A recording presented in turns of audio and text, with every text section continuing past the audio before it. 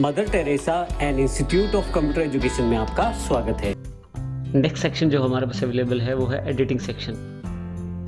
अगर आप ध्यान से देखें तो ये हमारा एडिटिंग ग्रुप है जिसके अंदर बहुत सारी कमांड्स अवेलेबल हैं।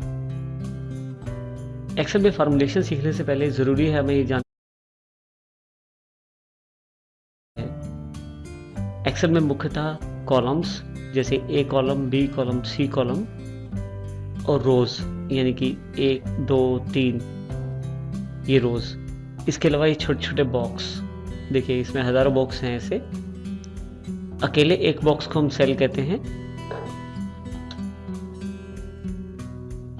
अगर आप इस दिशा में देख रहे हैं तो ये बी कॉलम है और इस दिशा में देख रहे हैं तो 4th रो है। इस तरह से हम किसी सेल का एड्रेस जान सकते हैं रोज और कॉलम के इंटरसेक्शन पॉइंट पे। देखिए मैंने सेल को सिलेक्ट किया तो यहाँ से देखिए ये कॉलम हमारा सी बनता है इसमें और रो हमारी 4th बनती है। इसका अर्थ है इसका एड्रेस हुआ C4। एड्रेस अगर आप जानना चाहते हैं इस सेल का तो आप यहाँ भी देख सकते हैं, यहाँ भी इसका एड्रेस दिखाया जा रहा है। किसी भी सेल पे अगर आप क्लिक करते हैं तो उसका एड्रेस वहाँ शो हो जाएगा। मुख्यतः ये एड्रेस रोज और कॉलम से मिलकर बना है, जैसे G10, E10। अब हम जानकारी लेंगे एक्सेल में फार्मूलेशन कैसे की जाए। एक्सेल में मुख्यतः फार्मूलेशन कई प्रकार से की जा सकती है, कई तरह से इसमें फार्मूला लगाया जा सकता है। सबसे पहले हम इसका बेसिक तरीका देखते हैं। बेसिक तरीका में देखिए हमारे पास एक टेबल बना हुआ है जिसमें एक 10th क्लास का रिजल्ट प्रस्तुत किया गया है। कॉलम में मैंने नाम दिखाए हैं, रवि, कपिल, सुमित, वीरेन। दूसरे कॉलम में रोल नंबर दिखाया गया है, तीसरे में मैथमेटिक्स के मार्क्स, चौथे में साइंस और 5वें में इंग्लिश के मार्क्स दिखाए गए हैं। आखिर में एक बॉक्स लिया गया है जिसमें मैं चाहता हूं इन सबका टोटल मेरे पास आ जाए। देखिए फार्मूले लगाने के कई तरीके हैं एक्सेल में। सबसे पहले मुख्य और सरल तरीका जो है इक्वल का निशान। आप इक्वल क्लिक कर दीजिए जहां आप टोटल करना चाहते हैं। जैसे मैं रवि के सामने करना चाहता हूं टोटल, तो रवि के सामने जाके मैं क्लिक कर देता हूं इक्वल लगा के। जिस वैल्यू को आप प्लस करना चाहते हैं, जमा करना चाहते हैं, उस पर क्लिक कीजिए, फिर प्लस का निशान दबाइए, अगली वैल्यू को क्लिक कीजिए, फिर प्लस का निशान दबाइए, फिर अगली वैल्यू को क्लिक कीजिए। देखिए C4 plus D4 plus E4 उसने खुद ही एड्रेस ले लिया है। आप चाहें तो खुद लिख भी सकते हैं, इस एड्रेस को क्लिक करने के बजाय आप लिख भी सकते हैं। जैसे आप एंटर करते हैं देखिए रिजल्ट अवेलेबल हो जाता है हमारे पास।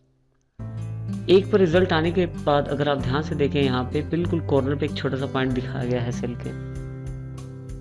वैसे तो हमारा प्लस का साइन थोड़ा सा बड़ा आ रहा है, लेकिन जैसे ही कॉर्नर के पॉइंट पे जाते हैं तो बिल्कुल छोटा सा प्लस का सिंबल हो जाता है। अगर मैं लेफ्ट क्लिक दबा के, अगर माउस का मैं लेफ्ट क्लिक दबा के नीचे की तरफ खींचता हूँ तो देखिए सबके रिजल्ट मेरे पास आ जाएंगे। और इसमें सबसे बात जो ज़्यादा ध्यान देने वाली वो ये है कि जैसे ही मैं 88 वाले रिजल्ट पे यानी कि टोटल पे क्लिक करता हूँ तो देखिए यहाँ फार्मूला बार में मेरे पास इसका फार्मूला आ गया। इसी तरह से जैसे ही मैं दूसरी बार पे क्लिक करता हूँ तो देखिए C5, D5, E5 का टोटल है। इस तरह से C6, D6, E6 का। तो इसका अर्थ ये हुआ कि अगर आप एक वैल्यू निकाल लेते हैं और उसको ट्रैक करते हैं तो एक्सेल बाकी रोज के रिजल्ट खुद ही आपको प्रदान कर रहा है। ये हमारा सबसे पहला और मुख्य तरीका है। आप इसमें प्लस कर सकते हैं और इस तरह के अलग अलग फंक्शन भी लगा सकते हैं, प्लस, माइनस, मल्टीप्लाई, डिवाइड जैसे अपनी आवश्यकता के अनुसार। देखिए अगला तरीका जो टोटल करने का है वो उससे भी सरल है। जहां आपको टोटल चाहिए केवल वहां क्लिक करें, ऑटो सम पे क्लिक करें तो देखिए एक रेंज सेलेक्ट हो जाएगी जिसमें जहां से शुरू कर रहे हैं टोटल और जहां पे टोटल का एंड हो रहा है वो सारी सीरीज उसने ऐड कर ली है। एक रेंज ऐड कर ली है जिन नंबर्स का उसने टोटल देना है। इसमें देखिए B4 से लेके E4 तक ये आपको रेंज दिखाई जा रही है। अब देखिए हमारे पास रोल नंबर हमें बीच में नहीं चाहिए तो मैं क्या कर सकता हूँ, यहाँ से दोबारा रेंज ले सकता हूँ केवल 3 नंबर्स के लिए, 22, 25 और 41 के लिए। जैसे ही मैं एंटर करता हूँ देखिए मेरे पास टोटल अवेलेबल हो जाता है और इसके अलावा इसको ड्रैग करके मैं सारे टोटल अवेलेबल या प्राप्त कर सकता हूँ। मेरे पास तीसरा तरीका भी है टोटल करने के लिए। देखिए मैं इसको डिलीट कर देता हूँ। जहाँ टोटल चाहिए वहाँ मैं क्लिक करता हूँ। ये मेरे पास इंसर्ट फंक्शन के नाम से बटन अवेलेबल है फार्मूला बार के ऊपर। आप क्लिक करें जैसे ही एक बॉक्स अवेलेबल हो जाएगा। देखिए इसमें हम इस बॉक्स में आप क्या कर सकते हैं, अलग अलग तरह के फंक्शन प्रयोग कर सकते हैं। जिस तरह की आपकी आवश्यकता हो उसके अनुसार आप फंक्शन का प्रयोग कर सकते हैं। कैटेगरी से आप ये कि किस प्रकार की कैटेगरी का फंक्शन आपको चाहिए, क्या वो फंक्शन फाइनेंशियल रिलेटेड है या डेट टाइम से रिलेटेड है, मैथमेटिक्स से रिलेटेड है या स्टैटिस्टिक्स से रिलेटेड है। मैं यहाँ पे सम फंक्शन, देखिए नीचे बहुत सारे फंक्शन दिए गए हैं। यहाँ पे मैं यहाँ सम फंक्शन को क्लिक करके ओके कर देता हूँ। जैसे ही मैं ओके करता हूँ फिर से देखिए एक रेंज अवेलेबल हो जाएगी P4 से E4, यानी कि यहाँ से लेकर यहाँ तक इसने रेंज ले ली है। ये नंबर यहाँ भी प्रदर्शित किए जा रहे हैं। देखिए आपके पास टोटल अवेलेबल हो गया 89, लेकिन मेरा जो टेबल है उसमें मुझे रोल नंबर नहीं चाहिए। इसके लिए मैं क्या कर सकता हूँ, दोबारा रेंज सेलेक्ट कर सकता हूँ। अब देखिए दोबारा मैंने रेंज ली तो मेरे पास ये 3 नंबर अवेलेबल हो गई। जैसे ही मैं ओके करता हूँ देखिए मेरे पास टोटल अवेलेबल हो गया है। इसको ड्रैग करके नीचे लाता हूँ तो सबका टोटल मेरे पास अवेलेबल हो जाएगा। तो इस तरह से आपके पास अब 3 तरीके हैं टोटल करने के लिए। चाहे तो आप इक्वल का निशान लगा के कर सकते हैं, चाहे ऑटो सम के द्वारा, या चाहे इंसर्ट फंक्शन के द्वारा। देखिए इसके पश्चात हमारे पास कुछ और फंक्शंस भी अवेलेबल हैं, एवरेज, मिनिमम, मैक्सिमम, रिजल्ट, इनके इफ फंक्शन के रूप में। आप इन फंक्शंस को प्रयोग कर सकते हैं। ऑटो सम के कॉर्नर पे एक छोटा ड्रॉप डाउन बॉक्स है, वहाँ क्लिक करें। अगर आपने रिसेंटली यूज़ किए हैं फंक्शन तो यहाँ मिल जाएंगे, और अगर आप चाहते हैं और फंक्शन निकालना तो मोर फंक्शन पे क्लिक कीजिए। आपके पास यहाँ पे काफ़ी सारे फंक्शंस अवेलेबल हैं जिनका आप प्रयोग कर सकते हैं। ये फंक्शन आप इंसर्ट फंक्शन से भी प्रयोग कर सकते हैं। किसी भी प्रकार का तरीका अपनाएं, आप फंक्शन सेम ही मिलेगा दोनों तरफ से आपको। देखिए सबसे पहले मैं एवरेज चाहता हूँ। एवरेज, जहाँ मुझे एवरेज चाहिए मेरे लिए वहाँ मैंने क्लिक किया, कॉर्नर पे ड्रॉप डाउन पे क्लिक किया, एवरेज मैंने क्लिक कर दिया। देखिए एवरेज लेते हुए अब इसमें 2 कॉलम जो हमें नहीं चाहिए, जैसे कि एक रोल नंबर और एक टोटल 88, ये नहीं चाहिए, लेकिन एवरेज वाला बॉक्स इसे ले रहा है। तो मैं इस रेंज को दोबारा सेलेक्ट कर सकता हूँ। रेंज सेलेक्ट करके जैसे ही मैं एंटर करता हूँ मेरे पास एवरेज अवेलेबल हो जाती है। अब अगर क्लिक करके ध्यान से देखें फार्मूला बार पे तो ये आपको दिखाएगा कि रेंज क्या ली गई है। अब जो रेंज ली गई है C4 से E4 तक ली गई है, यानी कि मैथ्स, साइंस और इंग्लिश के ही नंबरों की एवरेज निकाली गई है। एक बार आपके पास आंसर आ जाए तो आप उसको ड्रैग करके सभी बच्चों के लिए एवरेज निकाल सकते हैं।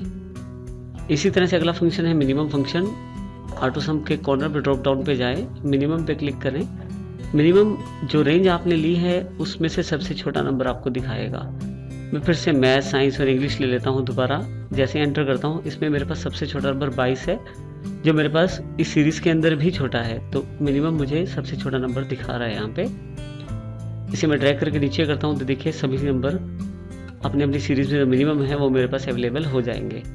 मैक्सिमम का प्रयोग मैं इंसर्ट फंक्शन से करता हूँ। इंसर्ट फंक्शन पे जाके मैक्स पे क्लिक करके जैसे ही मैं ओके करता हूँ देखिए फिर से मेरे पास एक रेंज अवेलेबल है, लेकिन मैं अपनी रेंज खुद निर्धारित कर लेता हूँ। जैसे ही मैं ओके करता हूँ और ड्रैग करता हूँ तो मेरे पास मैक्सिमम फंक्शन से जो रिज़ल्ट है वो अवेलेबल हो जाता है। ध्यान दें इन 3 नंबरों में सबसे बड़ा नंबर 41 है, 41, इसीलिए उसने वो नंबर अवेलेबल करवाया है। अगला फंक्शन हमारे पास है रिजल्ट के रूप में। फंक्शन का नाम है इफ, लेकिन इसको मैं प्रयोग कर रहा हूँ रिजल्ट के रूप में। इसके लिए मुझे फिर से इंसर्ट फंक्शन पे जाता हूँ। मैं इफ पे क्लिक करके जैसे ओके करता हूँ मेरे पास एक बॉक्स अवेलेबल हो जाता है जिसमें 3 फील्ड हैं मेन। सबसे पहले लॉजिकल टेस्ट, दूसरा अगर वो लॉजिकल टेस्ट ठीक होता है तो क्या दिखाया जाए, तीसरा अगर वो लॉजिकल टेस्ट गलत होता है तो क्या दिखाया जाए। तो मैं यहाँ पे चाहता हूँ कि एवरेज पे आधारित किसी बच्चे के मार्क्स अगर से ऊपर हैं तो वो पास कहलाया जाए, और अगर उसके मार्क्स से कम है तो वो फेल कहलाया जाएगा। अब देखिए इस फंक्शन के लिए, क्योंकि मेरा जो फंक्शन इस वक्त है, जो सिलेक्टेड सेल है मेरे पास वो J4 है, इसके सामने मैं एवरेज जो कि रवि की एवरेज में आएगा उसको क्लिक करके देखिए यहाँ पे मैं क्लिक कर देता हूँ तो मेरे पास G4 के रूप में वो अवेलेबल हो जाएगा। यहाँ मैं जो ऑपरेटर चाहता हूँ वो लगा सकता हूँ। ऑपरेटर यानी कि जिससे आप तुलना कर पाएँ किसी वैल्यू की दूसरी वैल्यू से। तो मेरे पास ऑपरेटर है G4 greater than 35।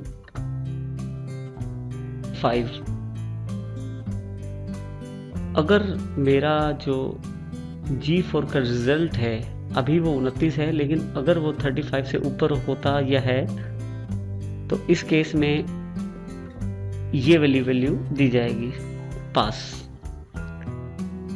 Double quotes में इसलिए लिख रहा हूँ ताकि ये टेक्स्ट फॉर्मेट है। आप अगर डबल कोट नहीं भी प्रयोग करेंगे तो खुद ही इसे डबल कोट में कन्वर्ट कर देगा। देखिए फेल। तो अगर G4 में जो वैल्यू है वो 35 से ऊपर है तो आपको पास दिखाया जाएगा, नहीं तो आपको रिजल्ट फेल दिखाया जाएगा।